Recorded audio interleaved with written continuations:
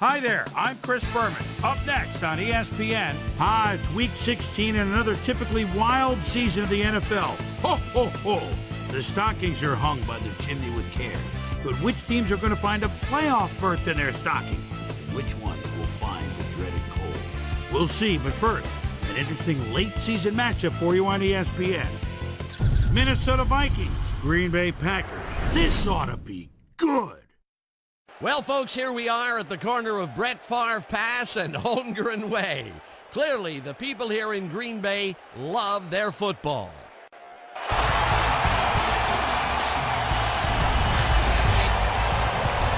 Hi, folks, I'm Dan Stevens. Welcome to historic Lambeau Field. My pal Peter O'Keefe will be covering today's game with me. Peter, playing on the road can be an unfriendly environment, to say the least, and it has been particularly unkind to these guys. Well, you said it, Dan. They've really had a rough go of it on the road so far this season. They're hoping they can turn their luck around in today's game. We'll see how it goes. And now let's go down to the coin toss.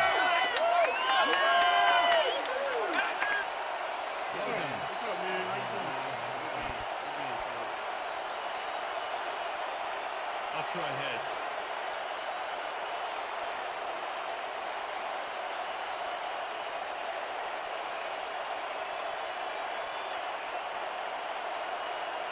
Heads it is.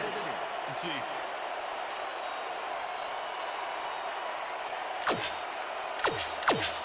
Number 2, kicking off for the Packers.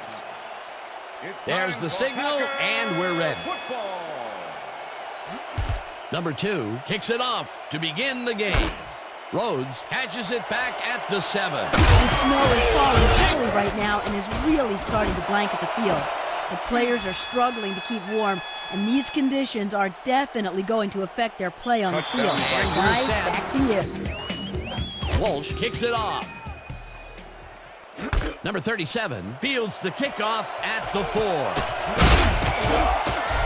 Stopped at the 26. Number 37 is able to find some weak spots in the defense. Got a good run back off that kick.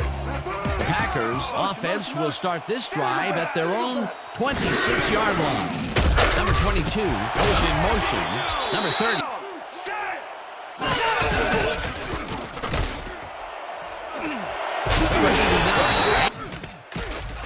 Number 12 floats this one out to the right sidelines, and it's knocked away from the receiver. Incomplete possibly. Number 12 throws a bullet to the flat, and the ball is caught at the 27. Finally popped out of bounds at the 18. First down. Very disappointing execution by this defense. First down, 10 yards to go. Levinson gets the sack way back That at would have been a tough catch. Floyd. Sacks him back at the 29. Well, theoretically, yeah, but it's plenty long enough already. Number 2 boots it from 46 yards out, and it's good. Vikings had an effective first drive, and we'll see if they can keep it up. They'll start at their own 20-yard line. Number 5 rifles it out left side, and it's intercepted. Dragged down at the 2. It'll be first and goal. Are going to try and capitalize on the interception. They'll start this drive at the 2-yard line. Number 30 will get the carry on first down and gets in for the score. Their own 20-yard line. Number 5 throws a bullet to the flat, and it's complete at the 23. Chase.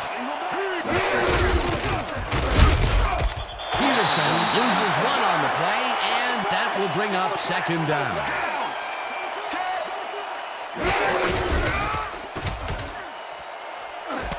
Number 14 pitches a left sideline, and he's got the first down and a whole lot more.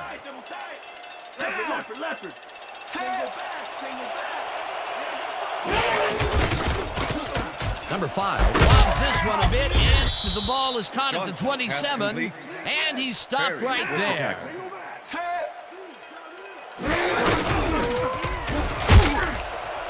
Peterson gains 5 on the play, and that will bring up third down. Peterson gets the call again and heads left. One man to beat. Touchdown, Vikings. Touchdown.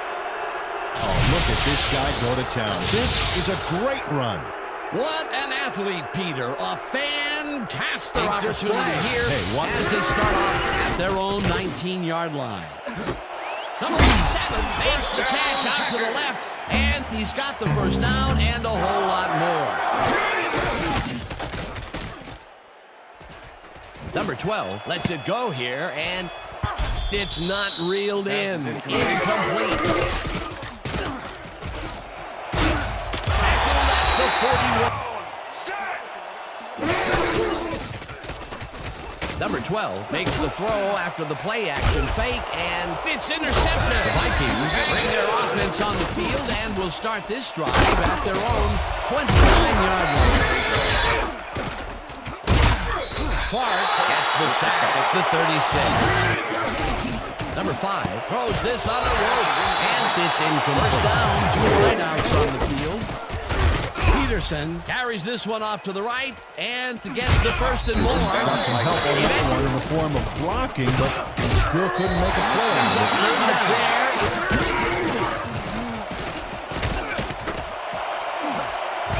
First down. At the 1. Number 5 throws a bullet to the flat, and Vikings. it's caught for the score.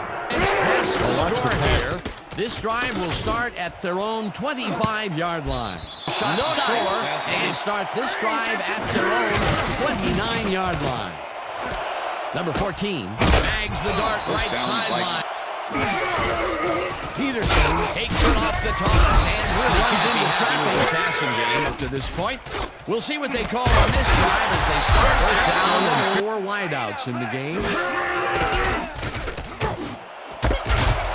Rhodes puts a lick on the receiver and separates him from the ball.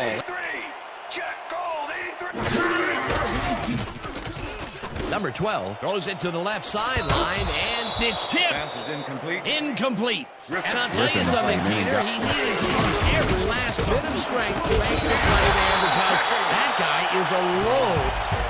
Well, it's all about getting in position to make the grab, and watch here. Oh, that's perfect position.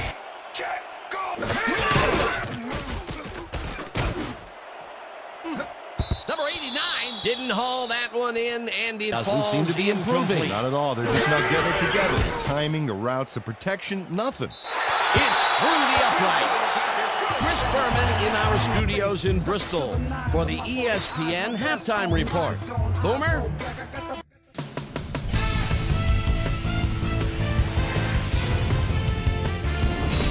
All right, Dave. Interesting game at the half. We'll get back to you guys in a bit. First, we welcome everybody to our ESPN Halftime Report. I'm Chris Berman. A look at our halftime stats here, and boy, look at the difference in passing yards. The Vikings should be way ahead on the scoreboard, but somehow they've let their opponent hang with them. Let's see if they can change things in the second half. Let's get started in this one early in the first quarter. Number 82 was definitely a key, as he was able to work his way open for a big one here. A 73-yard touchdown for the Vikings. The Vikings get the first points of the game and go up by 7. After driving 45 yards on 7 plays, number 2 get the call for the lengthy field goal attempt, and he would in fact deliver. Connect on the field goal. The Vikes, midway through the first, Vikes winning by 4. Matthews would come up with the big play to kill a drive, as he was able to step in front of a wayward pass for an INT. The Packers have it off an interception. Number 30 was able to make things pay off on the ground. A 2-yard touchdown for the Packers. Packers ahead 10-7. Adrian Peterson gets the carry as they decide to ground it out on 3rd down, and he comes through. A 21-yard touchdown for the Vikings. The Vikings take the lead again and go up by 4. The Packers now early in the second quarter. The Packers in control at the 42. Number 59 is reading the quarterback's eyes all the way as he's able to get his hands on this one and pick it off. The Vikes later on in the second quarter, Vikes leading by 4. Adrian Peterson get up ahead of steam, and then it was clear sailing from there. They move ahead by 11. The Vikes again have it. Number 14 had to work to find an opening, but he was able to haul this one in. Vikes winning 21-10. Matthews was in the right place at the right time, as his interception was a possible momentum shifter. yards on one play. Number 2 would come on and connect on the field goal try. Connect on their second field goal. And that's where we'll leave this one. Packers are down, but still in it, 21-13. Number 89 goes in motion. 32. Number 30 takes his 4th carry of the game. Number 89 pulls it in inside.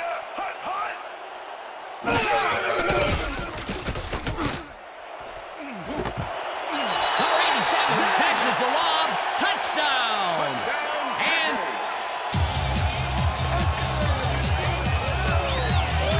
Number 12 brings it across the field and finds his man. That, my friends, is a strong arm. Peter, that's his first touchdown pass of the game.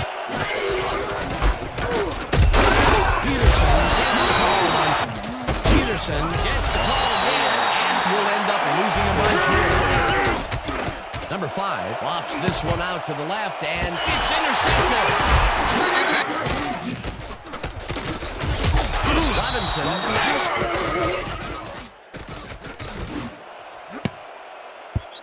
Griffin makes a play on this. Griffin does a great job of reading the play and putting himself into position to tip the ball incomplete. It's worth a second look here. Oh, he's a quarterback's Here, worst they'll nightmare. start at their own 12-yard line. Peterson carries it past scrimmage and takes it upfield. Eventually tackled at the 30. Number 5 dumps this one to the flat, and it's intercepted. No one in front. They will start this drive at the 19-yard line. Number 89 makes the catch on the right sideline, and he's in for the score. No, they cannot hook up the pass. You can take a shot in that situation. The defense is expecting that, and they go to nickel. Number 5 throws a beauty to the right side, and they can't connect. Number 82 snags the missile and is at the 30. Eventually pushed out. The ball's loose. The Packers have it. That was a big-time play. And that'll do it for the 3rd quarter. The Packers are out in front, 27-21. The Packers will start a drive with the lead for the first time in this game. They'll begin at their own 18-yard line. Number 30 picks up 6 on the play, and that will bring up 2nd down. Number 17 catches it in the flat, and they convert on 3rd down. First down with the tight end right.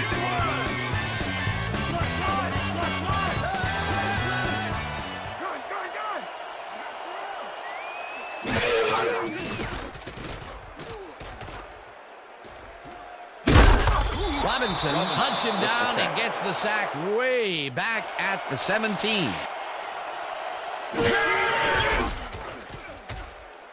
Number 12 throws this one over the middle, and it's knocked down at the line. We'll see if they can keep momentum throughout this one, which starts at their 45-yard line.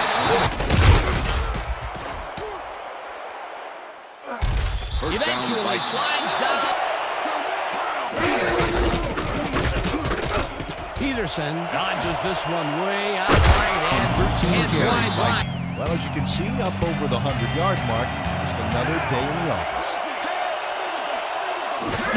Peterson will get the handoff and hands out right. Number 5 floats this one to the end zone, and it falls incomplete.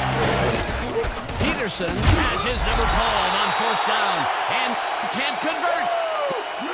Matthews makes his presence known on this one. He's going to haunt the ball carrier's dreams for a while.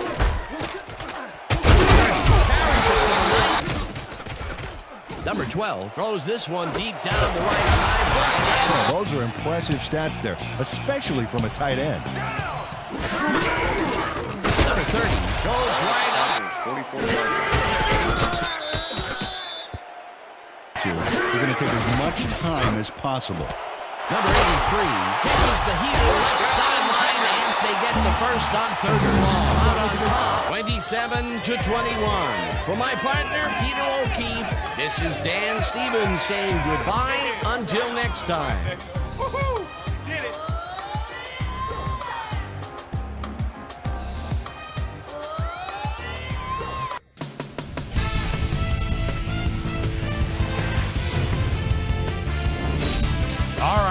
Great work as always. And with that, we welcome everybody back to the ESPN studios for our ESPN Video Games postgame show. I'm Chris Berman. The Packers stepped it up for sure, putting up some good numbers. Let's get started in this one early in the third quarter. Number 12 is back to throw here. Who says tight ends are for blocking? Good hands that time. A 46-yard play that set up a Packer touchdown. The Packers climb back again and are now down by 1. Number 21 shows some great awareness here as he gets himself into position to pick this one off. Vikings ahead by 1. Number 39 was in the right place at the right time, as his interception was a possible momentum shifter. The Packers have it off an interception. Number 12 connected with his man on this one. A 19-yard touchdown for the Packers. Packers out in front, 27-21. Number 82 ran a terrific route here and was able to pull this one in. The ball at the 38. Adrian Peterson is going to get the carry here as they grind it out on the ground. He makes the most of this one. The Packers, after a red zone stop, Packers out in front by 6. Number 12 would drop back and deliver a strike on this one. And that's where we'll leave this one. Packers edge out a win, 27-21.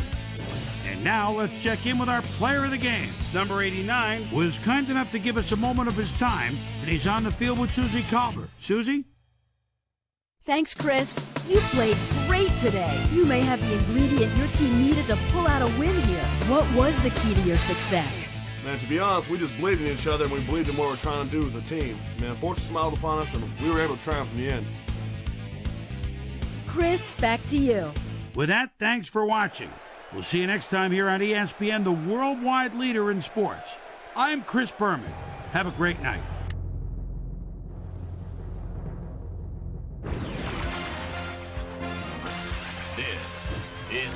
Center. I'm Chris Berman. Let's get straight to the action. In our first game this week, we had the Giants come away with a brutal 18-point victory. In a long-standing AFC rivalry, we had the Bills win their 5th game of the season. We had a big injury in this one, and Trey has the lowdown for us. Trey? All right, Boomer, thanks. In front of you, we've got the AFC Infirmary Report. And as you can see, they were hit hard this week. Franklin sticks out on this list as one of the more costly injuries. He's suffering from symptoms of a concussion, and he'll be out for the rest of the season. In front of you, we've got the NFC list. And as you can see, they could form their own MASH unit. This guy won't see action for a while, so this offense is going to have to make do without him. X-rays confirming the original diagnosis, it's a broken ankle. And that'll keep him out for the rest of the regular season. Now we'll move on to our top story of the day. This guy is going to be watching from the sidelines for a while, as his injury will deal a major blow to this team. So that'll do it for now. Boomer, back to you. The 49ers won this contest and will now move to first place in the NFC West. Jacobs stepped it up this week and gave his team some added firepower for the win. Number 17 threw for 250-plus yards and helped his Texans beat the Bengals. Vikings, Packers, and helped him. Number 82 emerged as a real weapon as he pulled one in here. The Packers win this one by the final score of 27-21.